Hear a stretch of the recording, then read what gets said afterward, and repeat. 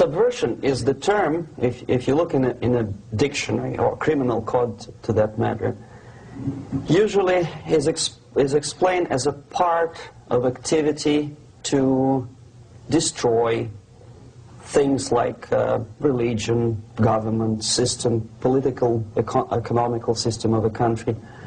And usually it's linked to espionage and such romantic things as blowing up bridges, sidetracking trains, cloak and dagger activity in Hollywood style. What I'm going to talk about now has absolutely nothing to do with the cliché of espionage or KGB activity of collecting information. So the greatest mistake or misconception, I think, is that whenever we are talking about KGB, for some strange reason, starting from Hollywood movie makers to professors of political science and quote-unquote experts on Soviet affairs, or Kremlinologists as they call themselves, they think that the most desirable thing for Andropov and the whole KGB is to steal blueprints of some supersonic jet, bring it back to Soviet Union and sell it to the Soviet military-industrial complex. It's only partly true. If we take the whole time, money, and manpower that the Soviet Union and KGB in particular spends outside of USSR border, we will discover, of course there are no official statistics unlike with CIA or FBI, that the espionage as such occupies only 10 to 15% of money, time, and manpower. 15% of the activity of KGB. The rest, 85%, is always subversion. And unlike a dictionary of English, Oxford Dictionary, subversion in Soviet terminology means always a destructive, aggressive activity aimed to destroy the country, nation, or geographical area of your enemy. So there's no romantics in there, absolutely. No blowing up bridges, no microfilms in Coca-Cola cans, nothing of that sort.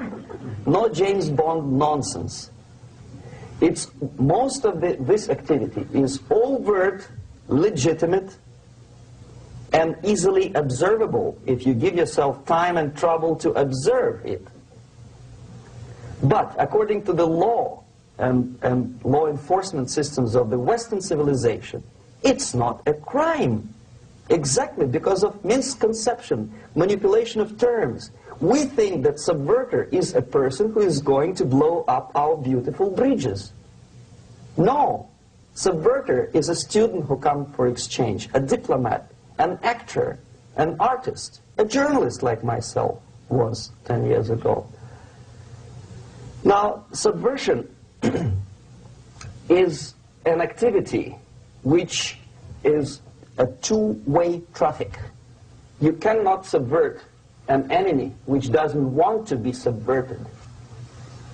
If you know history of Japan, for example, before 20th century, Japan was a closed society. The moment a foreign boat comes to the shores of Japan, the Imperial Japanese Army politely tells them to get lost. And if American salesman comes to the shore of Japan, let's say 60 or 70 years from now back, and says, oh, I have a very beautiful vacuum cleaner for you, with the good financing, he says, please leave us, we don't need your vacuum cleaner. If they don't leave, they shoot them to preserve their culture, ideology, traditions, values intact. You were not able to subvert Japan. You cannot subvert Soviet Union because the borders are closed. The media is censored by the government. The population is controlled by the KGB and internal police. With all the beautiful glossy pictures of Time magazine and Magazine America, which is published by the American embassy in Moscow, you cannot subvert Soviet citizens because the magazine never reaches Soviet citizens. it's collected from the newsstands and thrown to garbage can. Subversion can be only successful when the initiator, the actor, the agent of subversion has a responsive target. It's a two-way traffic. United States is a receptive target of subversion. There is no response similar to that one from United States to the Soviet Union. It stops halfway somewhere. It never reaches here. The theory of subversion goes all the way back 2,500 years ago. The first human being who formulated the tactics of subversion was a Chinese philosopher by the name of Sun Tzu.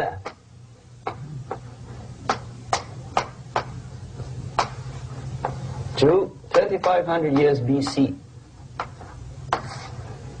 He was an advisor for several imperial courts in ancient China. And he said, after long meditation, that to implement state policy in a warlike manner, it's the most counterproductive, barbaric, and inefficient to fight on a battlefield. You know that war is continuation of state policy, right? So if you want successfully to implement your state policy and you start fighting, this is the most idiotic way to do it. The highest art of warfare is not to fight at all, but to subvert anything of value in the country of your enemy, until such time that the perception of reality of your enemy is screwed up to such an extent that he does not perceive you as an enemy, and that your system, your civilization, and your ambitions look to your enemy as an alternative, if not desirable, then at least feasible. Better red than dead. That's the ultimate purpose, the final stage of subversion, after which you can simply take your enemy without a single shot being fired, if the subversion is successful. This is basically what subversion is. As you see, not a single mentioning of blowing up bridges. Of course, Sun Tzu didn't know about blowing up bridges. Maybe there were not that many bridges at that time. But the basics of subversion is being taught to every student of KGB school in USSR and to officers of military academies.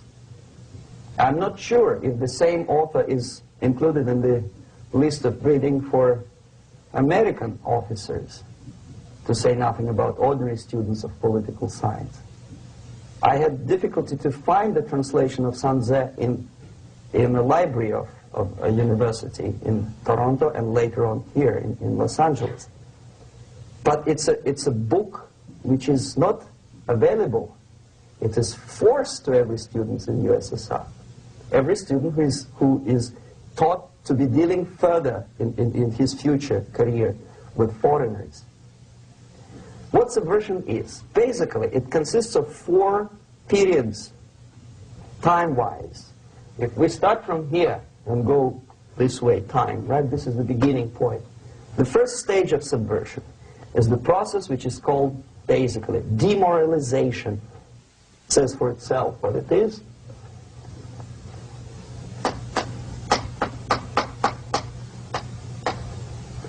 It takes from,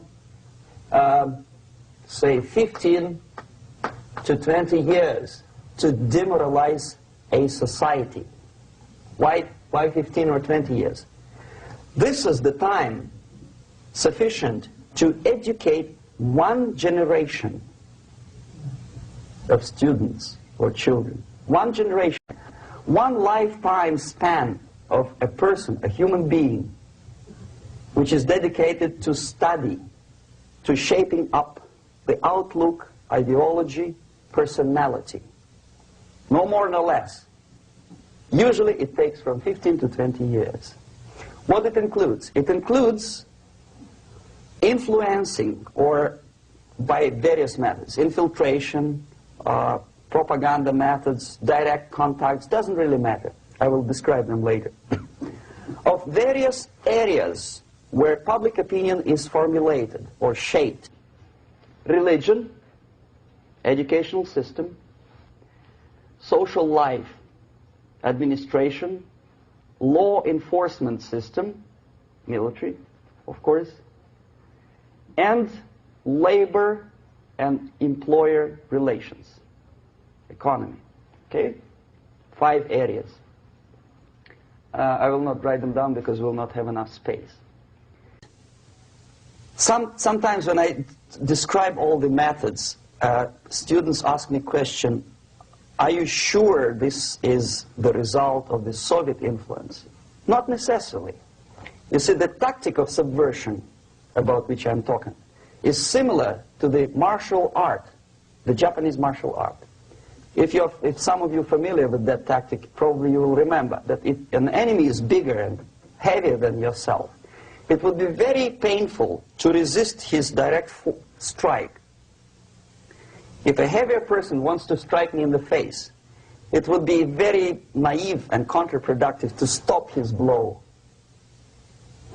The Chinese and Japanese judo art tells us what to do. First to avoid the strike, then to grab the fist and continue his movement in the direction where it was before, right? Until the enemy crashes in the wall. You see? So, what happens here? The target country obviously does something wrong. If it's a free democratic society, there are many different movements within the society. There are obviously, in every society, there are people who are against this society. They may be simple criminals, ideologically in disagreement with the state policy, conscientious enemies, simply psychotic personalities who are against anything, right? And finally, there are a small group of agents of a foreign nation, bought, subverted, recruited, right? The moment all these movements will be directed in one direction, right? This is the time to catch that movement and to continue it until the movement forces the whole society into collapse, into crisis, right? So that's exactly the martial art tactic. We don't stop an enemy. We let him go. We help him to go in the direction we want them to go. Okay? So, on the stage of demoralization, obviously there are tendencies in each society, in each country, which are going to opposite direction from the basic moral values and principles. To take advantage of these movements, to capitalize on them, is the main purpose of the originator of subversion. So we have religion, we have education, we have social life, we have power structure, we have labor relations, unions, and finally we have law and order. 1, 2, 3, 4, 5, 6. Okay? These are the areas of application of subversion. What it means exactly? In case of religion, destroy it, ridicule it, replace it with various sects, cults, which bring people's attention, faith, whether it is naive, primitive, doesn't really matter. As long as the basically accepted religious dogma is being slowly eroded and taken away from the supreme purpose of religion, to keep people in touch with the supreme being, that serves the purpose. Therefore, replace it, accepted, respected religious organizations with fake organizations. Distract people's attention from the real faith and attract them to various different faiths. Education. Distract them from learning something which is constructive, pragmatic, efficient. Instead of mathematics, physics, foreign languages, chemistry, teach them history of urban warfare, natural food, home economy, your sexuality, anything, as long as it takes you away, okay, Social life. Replace traditionally established institutions and organizations with fake organizations. Take away the initiative from people. Take away the responsibility from naturally established links between individuals, group of individuals, and society at large, and replace them with artificially, bureaucratically controlled bodies. Instead of social life and friendship between neighbors, establish social workers institutions. People who are on payroll of whom? Society? No. Bureaucracy. The main concern of social workers is not your family, not you, not social relations between groups of people. The main concern is to get the paycheck from the government. What will be the result of their social work doesn't really matter. They can develop all kind of concepts to show to the government and to the people that they're useful. Okay, away from the natural links. Power structure. Okay, the natural bodies of administration, which are traditionally either elected by people at large or appointed by elected leaders of society, are being actively substituted by artificial bodies. The bodies of people, groups of people, whom nobody elected. Never. As a matter of fact, most of the people don't like them at all, and yet they exist. One of such group is media. Who elected them? How come they have so much power? Almost monopolistic power on your mind. They can rape your mind. But who elected them? How come they have a nerve to decide what is good and what is bad for the elected by you, president, and his administration? Who the hell are they? Spiro Agnew, who was hated by the liberal left, called them a bunch of enfeebled snobs. And that's exactly what they are. They think they know. They don't. The level of mediocrity. In a big establishment like New York Times, Los Angeles Times, major television network, you don't have to be excellent journalist. You have to be exactly a mediocre journalist. That's easier to survive. There's no competition anymore. You have your good, nice income, $100,000 a year. That's it. Whether you are better or worse doesn't really matter anymore. As soon as you're smiling to the camera and do your job. That's it. No more competition. Power structure slowly is eroded by the bodies and groups of people who do not have neither qualification nor the will of people to keep them in power, and yet they do have power. Okay. Together with that, there is another process. Law enforcement, law and order organization and structure is being eroded.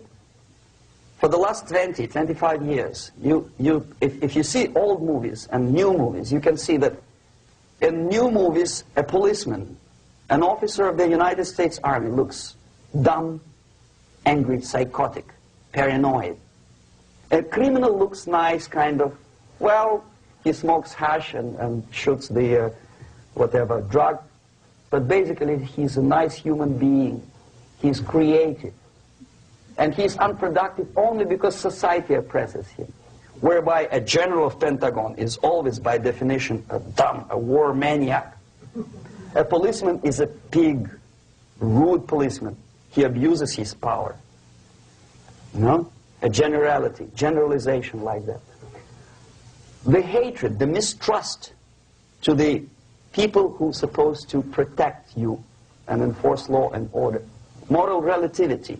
The Angelo Buono process lasted 2 years in Los Angeles. Relativity. The Angelo Buono process lasted 2 years in Los Angeles. And yet there are still some lawyers who say, look, he's a nice character, as a matter of fact. There was some witness who said, also a criminal, who said, well, he's a nice guy. I asked him one day to burn a house of my enemy, and he wouldn't do it. He's a nice fella. Erosion. A slow substitution of basic moral principles, whereby a criminal is not a criminal, actually. He's a defendant. Even if his guilt is proven, there is still a doubt to kill or not to kill, to be or not to be. Thou shalt not kill, yes, but this line may not necessarily be applicable to a murderer. Thou shalt not murder. That should be the presumption, not that thou shalt not kill. Okay, labor relations. At this stage, within 15 to 20 years, we destroy the traditionally established links of bargaining between employer and employee. The classical Marxist-Leninist theory of natural exchange of goods. A person A has 5 sacks of grain and person B has 5 pairs of shoes. And the natural exchange without money is when they bargain between each other. And only with the introduction of the third force, C, an entirely third foreign stranger who says, no, don't give him 5 sacks of grain, give it to me, and you give me your 5 pairs of shoes, and I will distribute it accordingly, so that the economy will go. This is the death of natural exchange, death of natural bargaining. Well, trade unions were established 100 years ago. The objective was to improve working conditions and to protect the rights of workers from those employers who were abusing their right because they had more money. Objectively, at that time, initially, the trade union movement did work. What we see now is that the bargaining process is no longer resulting in the compromise, which is leading objectively to betterment of working conditions and increase of salary. What we see is that after each prolonged strike, the workers lose. Even if they have 10% increase of their salaries, they cannot catch up due to inflation and due to missed time. More than that, millions of people suffer from that strike because economy now is interdependent. It's intertwined like one body.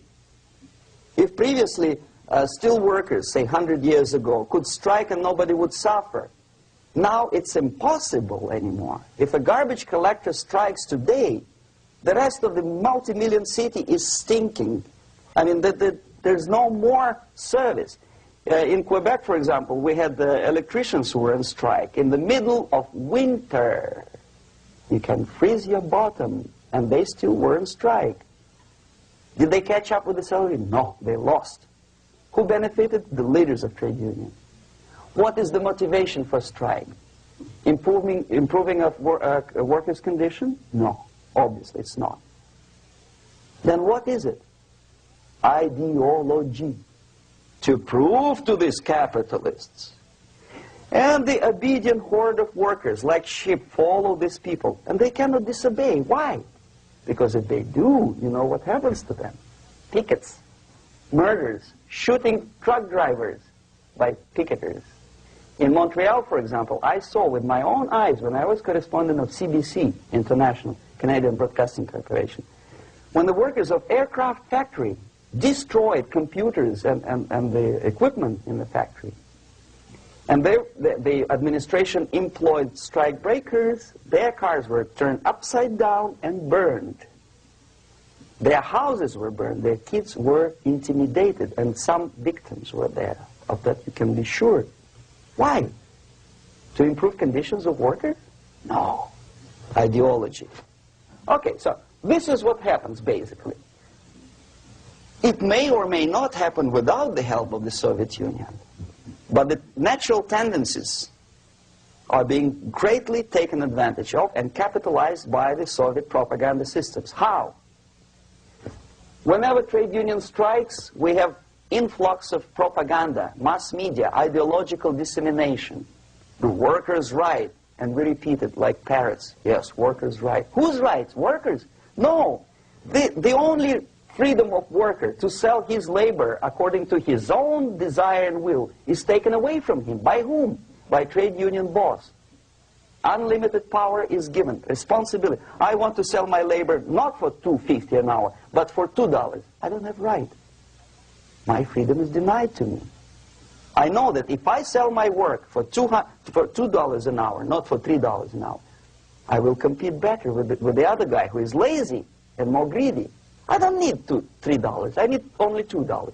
No, I was made to believe by media, by business, by advertising agencies that I need more and more and more. Have you ever heard any advertising on TV to consume less? No. No way.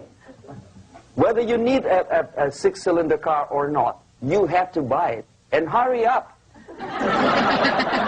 When I was driving here on the local radio station, an excited announcer said, "You hurry up, rush and save, save, save. There is a pantyhose sale." Save by buying more. See? Of course. It would be too naive to expect that KGB makes that advertising agency to do such a crazy commercial. No, of course not. But what we did when I was working for Novosti Press, we would snow plow editorial offices, student organizations, religious groups with literature of class struggle, if not directly Marxism-Leninism propaganda, then a propaganda of a legitimate aspirations of working class, betterment of life, equality, mind you. President Kennedy once said, we will make America to believe that people are born equal. Are people born equal? Is there any mentioning in the Bible or any other holy scripture in any religion, if you don't believe me, go to the library and check it. There is not a single word about equality. Just the opposite. By your deeds, God will judge you. What you do is important. The merit of your personality. You cannot legislate equality. If you want to be equal, you have to be equal. You have to deserve it. And yet we build our society on the principle of equality. We say people are equal. We know it is false. It's a lie. Some people are tall and stupid. Others are short, bold, and clever.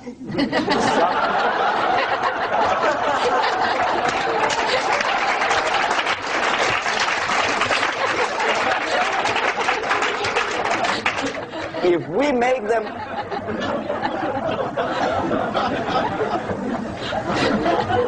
make them equal by force, if we put the principle of equality in the basis of our socio-political structure, it's the same thing as building a house on sand. Sooner or later it will collapse, and that's exactly what happens. And we, as Soviet propaganda makers, are trying to push you in the direction which you go yourself. Equality, yes, equality. People are equal. Land of equal opportunities. Is it true or not? Think about it. Equal opportunities. Should there be equal opportunities? For me, and for a lazy bastard who comes here from some other country and immediately registers as a welfare recipient, benefits. I never received a single dollar. No, sorry, I did receive once. But I never applied for welfare. For the 13 years, I took any job. Security guard, journalist, taxi driver, anything. Well, I was restless, but some people don't like it. They immediately. So why should we have equal opportunities? Why? The equal opportunity to excel.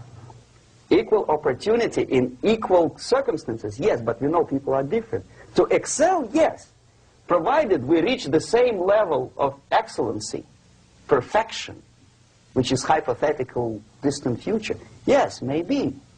But we know perfectly well that even with the best intentions, people could not be equal. Why should we have equality in the, say, legal system? Myself, I'm considering myself a law-abiding citizen, and a person who comes here to rob and shoot, say, the United States administration under Carter imported thousands of Cuban criminals. They were non-criminals, yet they were accepted. Do you think it's fair if myself and my wife from Philippines, who work like a, excuse me, horse as a lab technician in a hospital, should have the same rights as a criminal from Cuba?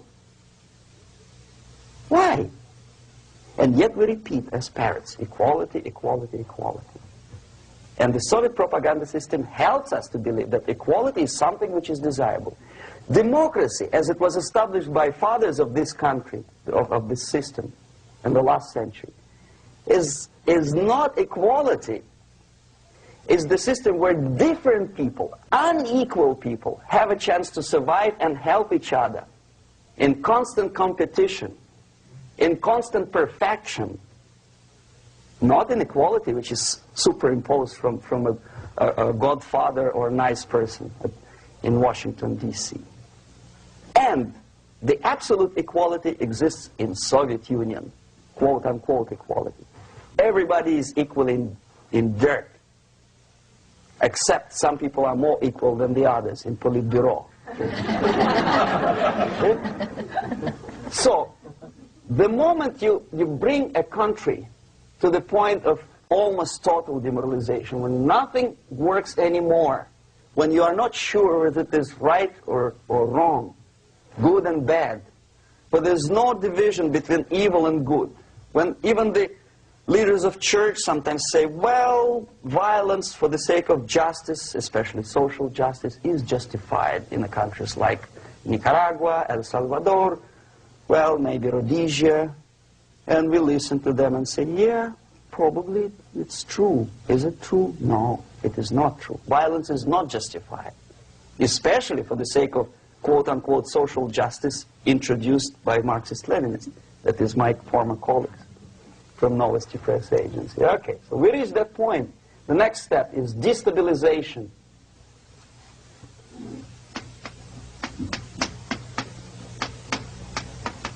Again, this word says for itself what it is. To destabilize all the relations, all the accepted institutions and organizations in a country of your enemy. How you do it? You don't have to send a battalion of KGB agents to blow up bridges. No. You let them do it themselves. The area of application is, again, it's narrower now. Not like the previous case. The overt legitimate actions of the KGB in this case would be hardly noticeable.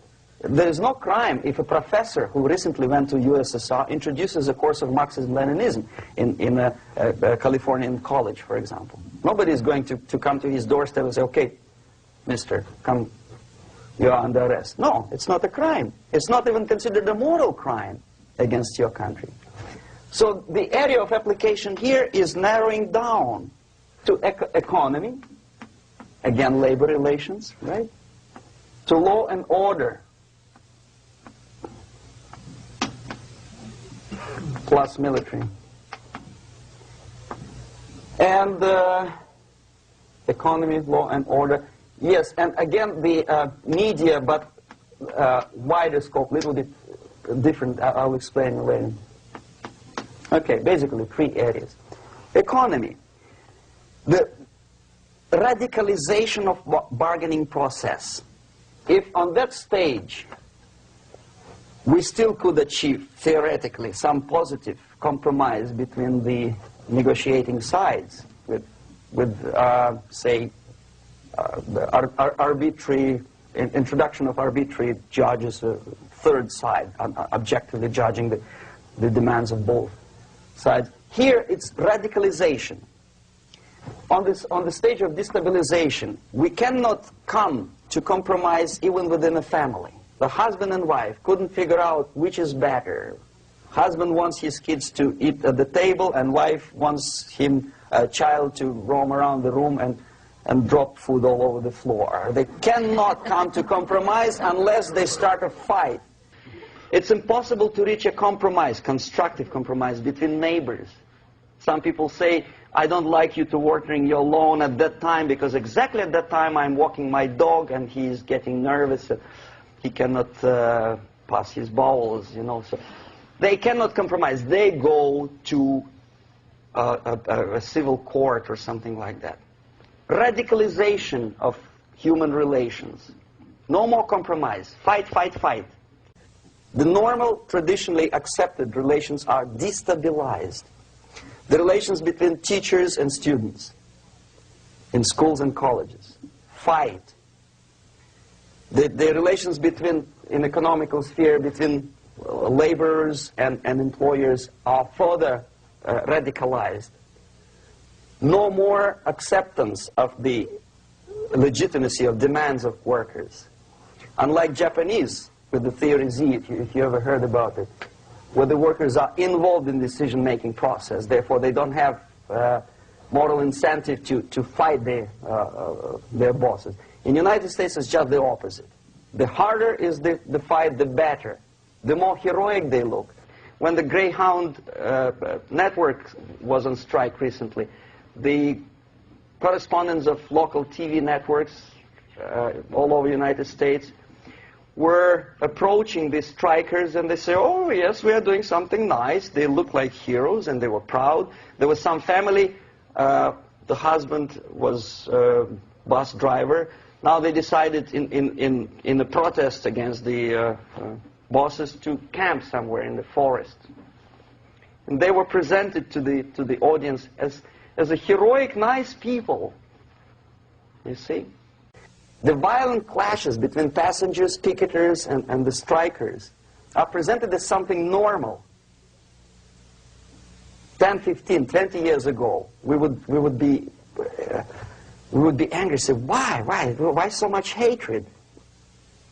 Today we are not. We say, well, it's commonplace. Radicalization, militarization sometimes. As I explained on that stage, I took a step a little bit further. Shooting people.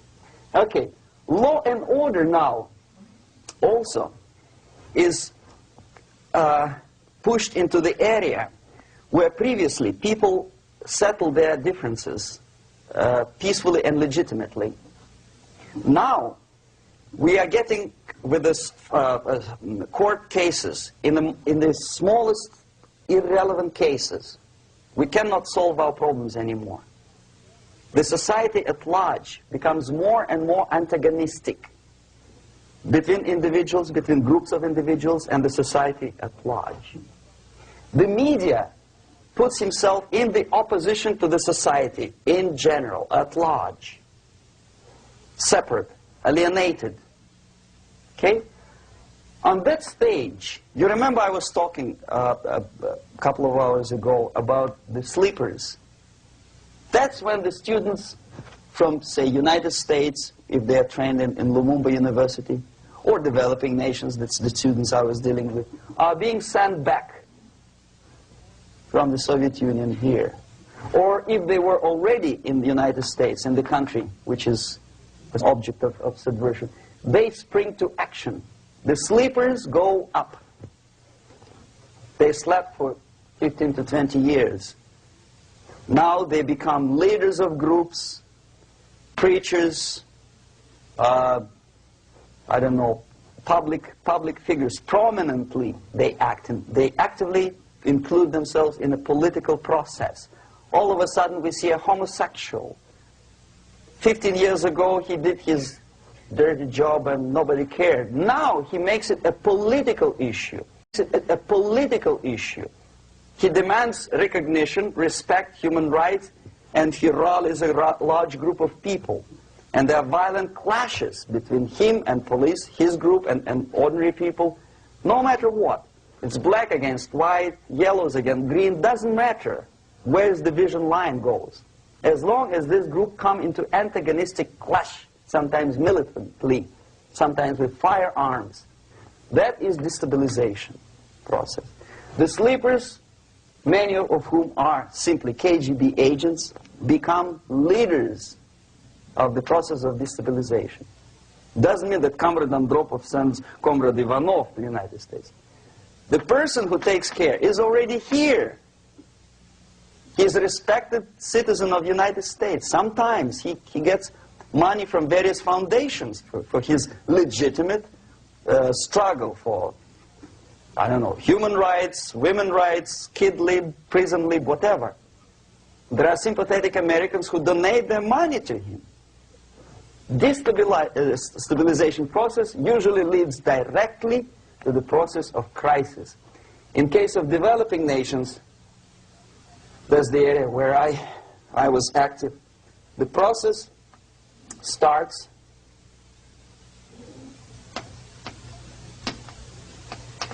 when the legitimate bodies of power, the social structure collapse. It cannot function anymore.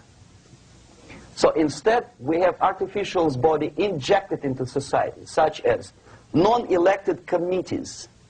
You remember I was talking about them here. Social workers who are not elected by people, media who are self-appointed rulers of your opinion, some strange groups which claim that they know how to lead society forward. They don't usually. All they care is how to collect donations and sell their own concocted ideology, mixture of religion and ideology. Here, we have all this artificial body claiming power. If the power is denied to them, they take it by force. In case of Iran, for example, all of a sudden we have revolutionary committees. What kind of revolution? There was no revolution yet, and yet they had the committees. They were taking power of judgment. They had the power of execution, they had the power of legislation, and that they had the power of judicial. All of them combined in one person, who is half-baked intellectual, sometimes graduated from Harvard University or Berkeley. He comes back to his country and he thinks that he knows the answer to all the social, economical problems. Okay? Crisis is when society cannot function any more productively. It collapses, obviously. That's the word for crisis. So therefore, the population at large is looking for a savior. The religious groups are expecting a Messiah to come. The workers say, we have family to feed. Let's have a strong government, maybe socialist government, centralized. When somebody put the employers on their place and let us work. We are sick and tired of going to strike and missing overtime and all that stuff. We need some strong man, strong government, a leader, a savior is needed. Population is sick and tired already. And here we are. We have a savior. Either a foreign nation comes in, or the local group of leftists, Marxists, no matter what they call themselves, Sandinista, a reverend or some sort, Bishop Muzureva, like in Zimbabwe, doesn't matter. A savior comes and says, I will lead you. So we have two alternatives here. Civil war and invasion. Okay? See how it goes? Civil war, we know what it is. Lebanon is the best example. The civil war, which was artificially implanted in Lebanon by injection of force of PLO, Palestinian Liberation Organization. Invasion we have in many other countries like Afghanistan, name any East European country, it was invaded by the Soviet army. But the result is the same. The next stage is normalization. Normalization is a very ironic word, of course. It is borrowed from 1968 situation in Czechoslovakia, when the Soviet propaganda, and after them New York Times, declared the country is normalized. The tanks moved into Prague, so there is no more Prague Spring, there is no more violence. Normalization. At that stage, the self-appointed rulers of the society don't need any revolution anymore. They don't need any radicalism anymore. So this is the reverse from destabilization. Basically, it is stabilizing the country by force. So all the sleepers and activists and social workers and liberals and homosexuals and professors and Marxists and Leninists are being eliminated physically sometimes. They've done their job already. Okay? They are not needed anymore. The new rulers need stability to exploit the nation, to exploit the country, to take advantages of the victory. Okay? So no more revolutionaries, please. And that's exactly what happens in a number of countries. You remember Bangladesh? This is the crisis in which I was instrumental. First they had Mujibur Rahman. In 1971, he was the leader of People's Party, Awami League, with mustache like Stalin. He was in Russia many times. In 5 years, he was shot by his former colleagues, Marxists. He fulfilled his function. In Afghanistan, it happened 3 times. First there was Taraki, then there was Amin, now there's Babrak Karmal. They killed each other successively, one after another. The moment he fulfills his duty, the first one demoralized country, the second destabilized, the third one brought it to crisis. Goodbye, comrades. Babrak Karmal comes from Moscow and put into the seat of power. Same thing happened in Grenada recently. Maurice Bishop, Marxist, was killed by Austin, what's his name, General something. He was also a Marxist. Right? So no more revolutions, please. Normalization now. From now on, no more strikes, no more homosexuals, no more women lib, no more kid lib, no more lib, period. Good, solid, democratic, proletarian freedom. That's it. Now, to reverse this process takes enormous effort. When today, United States had to invade Grenada to reverse the process of subversion. Some people say, boy, this is not good, it's not kosher to invade the beautiful country, island of Grenada. Well, why didn't you stop the process here, when Grenada was just approached by leftists? Why not to prevent Maurice Bishop to come in power in the first place? Did Grenadians want him?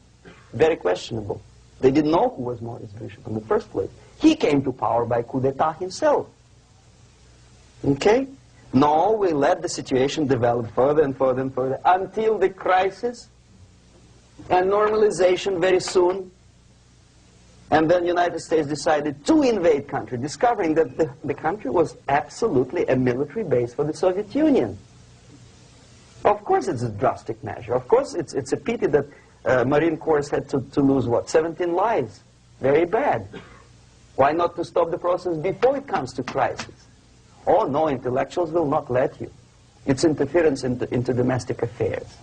They're very careful not to let American administration to interfere in domestic affairs of Latin American countries. They don't mind Soviet Union interfere in these affairs. Okay. So to reverse this process, from here, it takes only and always military force. No other force on earth can reverse this process at this point. At this point, it does not take military invasion of the United States Army. It takes strong action, like in Chile. A CIA covert involvement to prevent the savior from outside to come into power and to stabilize country before it erupts into civil war. Country before it erupts into civil war. Okay? Support the right-wing conservative forces. By money, by crooks or love, doesn't matter. Stabilize the country. Don't let the crisis develop into civil war or invasion. Oh no, your liberals will say it's against the law. The Congress will not appropriate money for covert actions of CIA. Why not? Should we wait till the normalization come and Soviet tanks land in Los Angeles airport? Now, at that point, at the point of destabilization, also the process could be reversed. Again, easily than this. No CIA involvement at this point. You know what it takes here? Restriction of some liberties for small groups which are self-declared enemies of the society. As simple as that. Oh no, the media and liberals will tell you this is against the American Constitution. How can we by force deny the civil rights to criminals, for example. It's not good. Okay? So we allow them to. Okay, if you allow the criminals to have civil rights, go on and bring the country to the crisis. This is a bloodless way to do. Curb the rights. I mean, not to put them in prison. No, I'm not talking about putting all the gays from San Francisco in the concentration camp. Do not allow them to take political force. Do not elect them to the seats of power, whether it is municipality level, state level, or federal level. It has to be beaten in the heads of American voters that a person like that in the seats of power is an enemy. Do not be afraid of this word. It is an enemy. If he is not an enemy here, he will be here. Later on, he will be shot, of course. But at this point, he is an enemy. Okay? You are doing great service by denying him a right to capitalize on his own crazy ideas and become a powerful man, a man who uses the seat of power.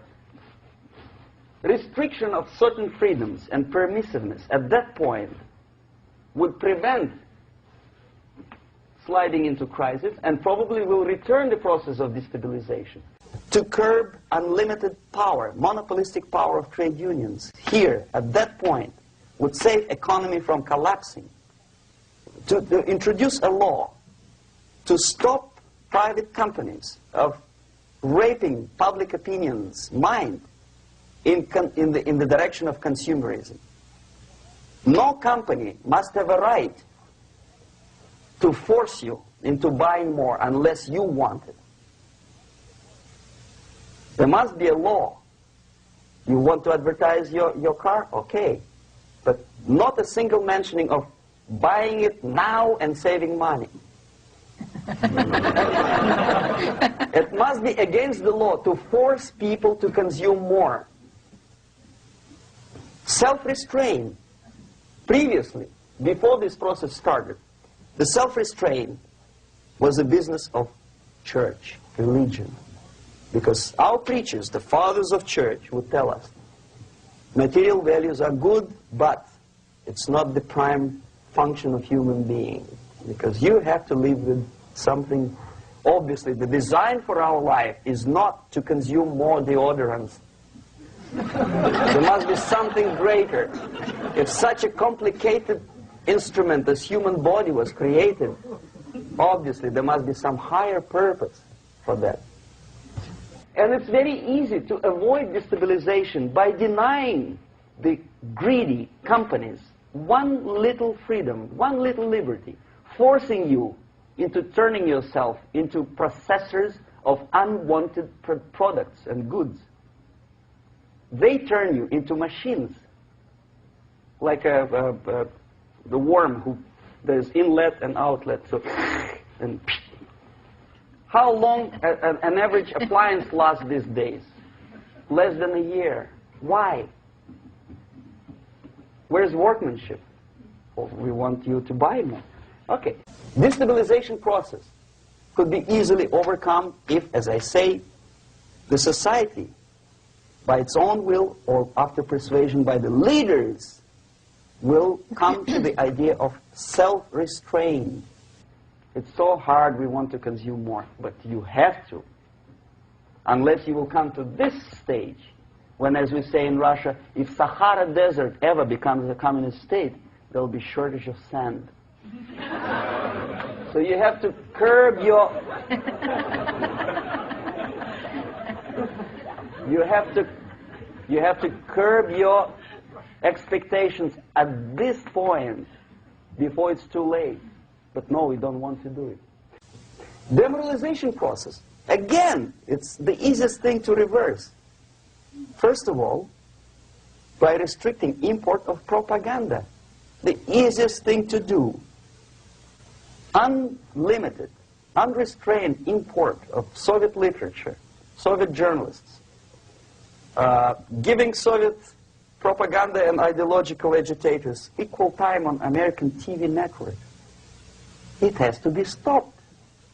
And it's easy. They won't be offended, mind you. As a matter of fact, they will respect America more. But when my former colleague Vladimir Posner appears on Nightline and Ted Koppel asks him, well, Vladimir, what do you think about this? And what can he think? He is an instrument of propaganda. He thinks what Comrade Andropov tells him to think. He is just a nice, articulate mouthpiece of the Soviet subversion system. And Ted Koppel makes you believe that my friend Vladimir Posner thinks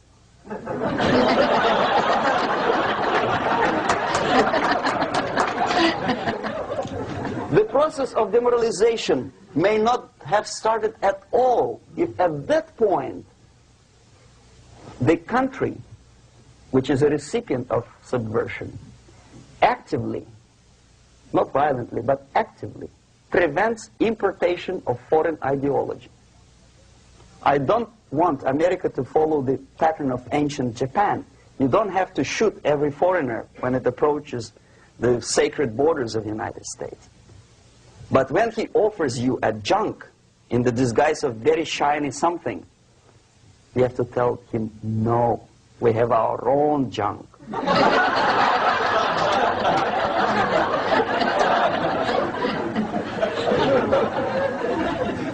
If at that point the society is strong, brave, and conscientious enough to stop importation of ideas which are foreign, then the whole chain of events could be prevented. Recently I've been to the Philippines, and I was shocked how in big cities like Manila, children listen to deafening music. A melodious nation with long traditions of good, nice ethnic music, introduced by Spanish long time ago, maybe 2 centuries, 3 centuries ago, I don't remember how. All of a sudden listen to musical garbage, blasting their radios at full blast, at full volume. Why? In India, I spent many years watching the reactions of Indians walking out of movie theaters after seeing Hollywood production. They couldn't figure out why Americans are so wasteful. They smash their cars, their shiny cars, every 5 minutes. How come they shoot each other for $500,000?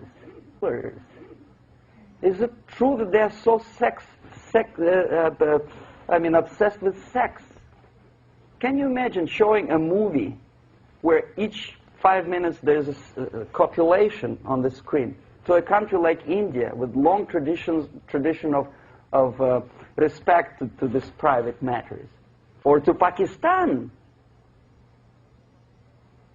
And United States expect these people to respect you? No way. Oh yes, they will see the movie, they'll pay 5 rupees to see that garbage, but they walk out and will tell their kids, don't respect Americans, don't be like Americans. See? So, the process of demoralization could be stopped right here, both as an expert and as an import. And that takes one step, one very important thing to do. You don't have to expel all the KGB agents from Washington, D.C. The most difficult and at the same time the simplest answer to the subversion is to start it here and even before, by bringing back the society to religion, something that you cannot touch and eat and put on yourself, but something that rules society and makes it move and preserve it. A Soviet scientist, Shafarevich, who has nothing to do with religion, he is a computer scientist, did a very intensive research on the history of socialist countries. He calls socialist or communist any country with a centralized economy and a pyramidal style of power structure. And he discovered, actually he didn't discover it, he just brought to attention of his readers, that civilizations like Mohenjo-Daro in the river Indus area, like Egypt, like Maya, Incas, like Babylonian culture, collapsed and disappeared from the surface of Earth. The moment they lost religion, as simple as that, they disintegrated. Nobody remembers about them anymore. Well, distantly. So, the ideas are moving society and keeping mankind as a society of human beings, intelligent, moral agents of God. The facts, the truth, the exact knowledge may not. All the sophisticated technology and computers will not prevent society from disintegrating and eventually dying out. Have you ever met a person who would sacrifice his life, freedom, for the truth like that? This is truth. I never met a person who said, this is truth and I'm ready to shoot me. To defend the truth. Right? But millions sacrifice their life, freedom, comfort, everything for things like God, like Jesus Christ. It's an honor. Some martyrs in the Soviet concentration camp died. And they died in peace, unlike those who shouted, "Long live Stalin," knowing perfectly well that he may not live long. Something which is not material moves society and helps it to survive. And the other way around, the moment we turn into 2 by 2 is 4 and make it a guiding principle of our life, our existence, we die. Even though this is true, and this we cannot prove. We only can feel and have faith in it. So the answer to ideological subversion, strangely enough, is very simple.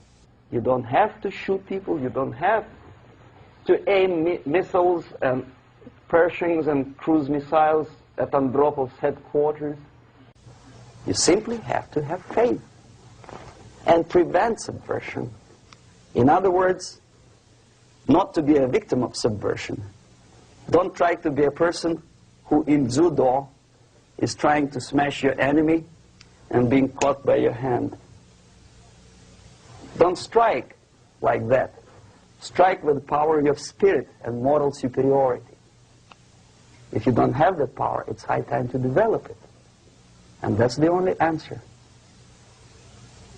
That's it. Thank you.